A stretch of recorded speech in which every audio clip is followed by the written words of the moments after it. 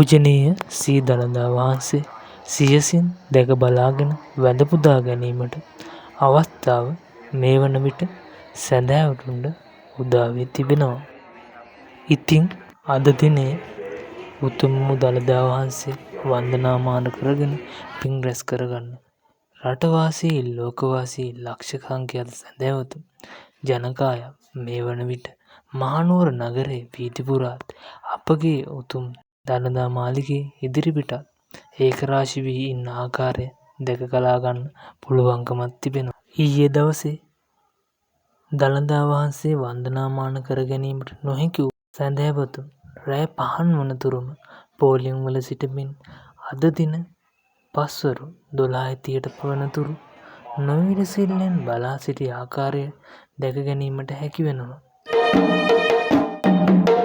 අති උතුම් දළදා වහන්සේ වැඳ පුදා ගැනීමට පෝලිම් 3කින් අවස්ථාව ලබා දී තිබෙනවා.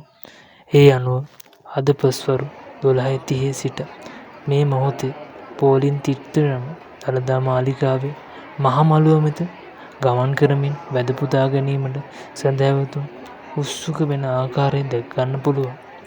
ඒ වගේම පින්වත් ඔබට හැකි පමණින් මේ වන්දනාමාන කරන සැදැහැවතුන්ට පානීය ජල ආහාර ලබා දීමට හැකි නම් ඔබට ආරාධනා කරනවා ඒ ලෙස පින් රැස් කර ගැනීමට. ඉතින් මේ වසර 16කට පසු ලැබුණු ශ්‍රී දළදා වහන්සේ සියසින් දැක බලා ගැනීමේ වන්දනාමාන කර පින් රැස් කර ගැනීමට රටවාසී ලෝකවාසී සියලු දෙනාට අවස්ථාව උදා වේවා ප්‍රාර්ථනා කරනවා. දැන් මම රැඳී සිටින්නේ මාලිගාව වාහල්කඩ ඉස්සරහා කොයින්ස් එක හරිය කිව්වොත් නිවැරදි කොයින්ස් එකට ඉස්සරහා හරියටම කහයිර ළඟ බෝධිය මටත් ඉස්සරහින් තියෙනවා. එතකොට පෝලිම් 3කින් ක්‍රියාත්මක වෙනවා කියලා අපි ඔයාලට දැනුම් දුන්නා. ශ්‍රී දළදා වර්ධනාවට පැමිණිය හැකි මාර්ග 3ක් තියෙනවා. ඒ මාර්ග 3 නම් කරන්න ඔබට ප්‍රවේශ මාර්ග 1 ඩී.එස්. සේනානායක වීදියේ සිට ට්‍රින්කෝමල වීදිය කියලත් හඳුන්වනවා. ශ්‍රී දළදා මාලිගාවේ මහමළුව තෙක් ස්ථාපිත කර ඇති පෝලිම් මාර්ගය. ප්‍රවේශ මාර්ග 2 රතුබොක්කුවේ සිට මහනුවර වැවරවුම සංඝරාජ මාවතාරා ශ්‍රී දළදා මාලිගාවේ ප්‍රධාන පිවිසුම තෙක් ඇති ස්ථාපිත කර ඇති පෝලිම් මාර්ගය. ප්‍රවේශ මාර්ග 3 රතුබොක්කුවේ දෙස මහනුවර වැවරවුම මාලිගාව පෙදෙස හරහා ශ්‍රී දළදා මාලිගාවේ ප්‍රධාන පිවිසුම තෙක් ස්ථාපිත කර ඇති පෝලිම් මාර්ගය. මේ පෝලිම් මාර්ග 3 තමා භාවිත කර යුත්තේ ඔබ. ඊට කතා කර දෙවනි ප්‍රවේශ මාර්ග රතුබොක්කුවේ සිට මහනුවර වැවරවුම සංඝරාජපුර මාවතේ දක්වා දෙවන පෝලිම දක්වා අපි කතා කරමු. පෝලිම තත්ත්වය මෙතන තමා බෑග් තියලා යන්න වෙන්නේ ඔයාලට. රතුබොක්කුවේ සංඝරාජ මාවතේ යන කට්ටියට මෙතන තමා බෑග් පහසුකම් ලබා දෙන්නේ. ඒ වගේම ඔබට දර්ශනය වෙන්නේ සංඝරාජ මාවතෙන් පැමිණෙන කට්ටිය ගමන් කරන ආකාරය. ඒ වගේම විශේෂයෙන්ම කියන්න ඕන මේ අවස්ථාවේදී ත්‍රිවිධ හමුදා පොලිසිය විශාල දිවාරයක් නොබලා විශාල කාර්යභාරයක් මේ අවස්ථාවේදී සිදු වෙමින් පවතිනවා. ඔහු මාර කැපවීමක් කරන්නේ අපි වෙනුවෙන්. එයාලට හදපති ස්තුතිය පුදනවා මේ අවස්ථාවේදී. ඒ වගේම ඔයත් එක්ක කෙනා මේ නඩේ මේ දහස් සංඛ්‍යාත සෑගස්සේ අතරමං විය හැකිය. එම නිසා ඔබගේ අහිංසක දරුවා පරිස්සම් කරගන්න.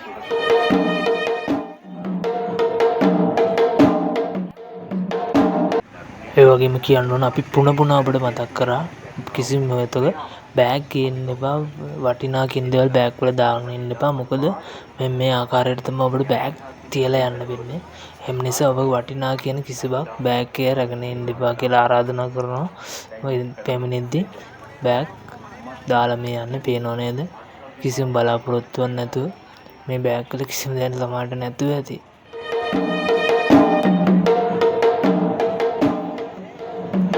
ඇතින් දර්ශනය වෙනවා සුදුවට සුදු සැරසි වලාකුළු පැම්මේ ගෑවි තව ටිකයි කියමින් බලාගෙන ඉන්න දැස් දල්වාගෙන ඉන්න සැදැහැවතුන් අපේ දළදා හාමුදුරුවෝ දැක බලා ගැනීමට එක පොකුරට පැමිණෙන සැදැහැවතුන් මේ අවස්ථාවේ දර්ශනය වෙනවා ඔබට. ඒ වගේම දැඩි ආරක්ෂාවක් තියෙනවා.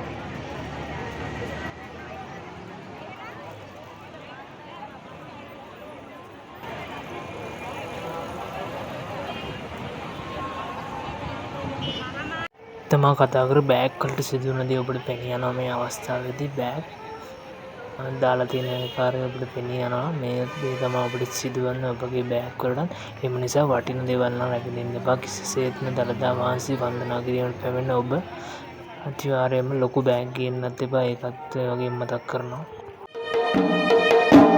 මෙන්න කරනවා නම් පින්කම් මේ වගේම පේනවා පෝලිං වල ආපු වගේ පීඩාවකින් ඉන්නේ නැද්ද? කොච්චර වතුර තිබාකින් ඉන්නේ නැද්ද?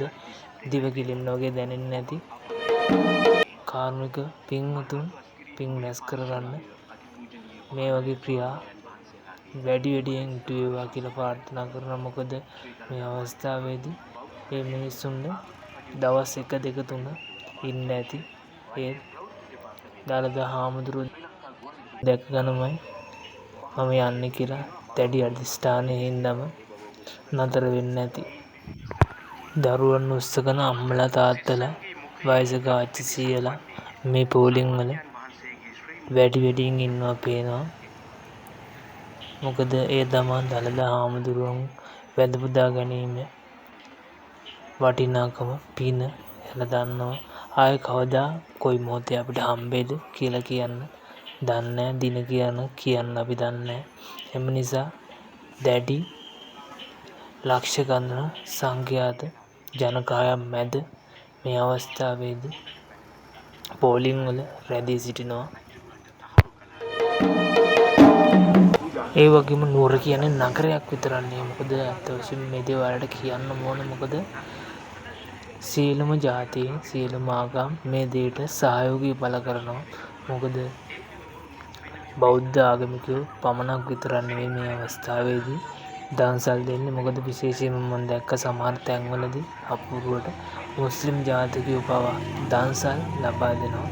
මොකද මේක අපි හැමෝගෙම රට ලේ සිංහල දෙමළ මුස්ලිම් රට ජාතීන් වුණාට අපේ ලේ ඔක්කොම එකයි.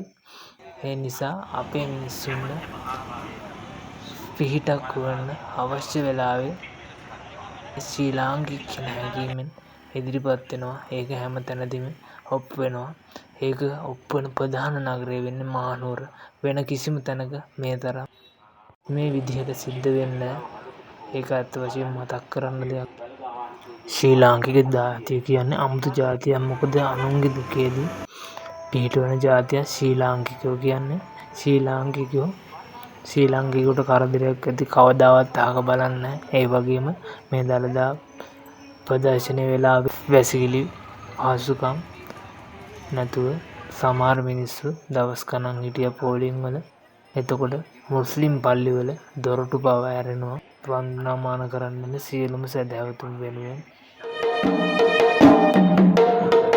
වන්දනා කරපු සියලු සැදැහැවතුන් හිතේ තියෙන සතුට වචන වලට පෙරන්න පුළුවන් නම් කියයි. කොච්චර කතා මේ පේන්නේ ඔබට වන්දනා ගාන කරලා පැමිණෙන සැදැහැවතුන්. මේ මිනිස්සුන්ගේ තියෙන සතුට දවස් ගණන් පෝලිං වල ඉන්නේ නැති, දවස් සමහර වෙලාවට කන්නත් හම්බෙන්නේ නැති වෙන්නේ නැති, වේලා පරිමාණ කන්න ඇති.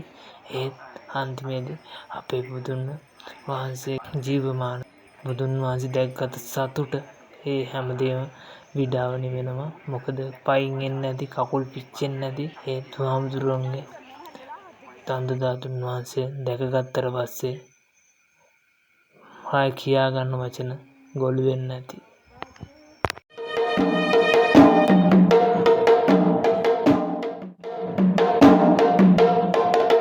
අවුරුදු ගානකින් මේ හම්බෙච්ච අවස්ථාවේ පුළුවන්කමක් තියෙනවා නම් දළදා වහන්සේ වදින්න එන්න නුවරට. ඒ දළදා හාමුදුරුවන්ගේ ඇස් දෙකෙන් දකින මොහොතේ කියාගන්න බැරි හිත නිවන පින්වන්ත මොහොතක්.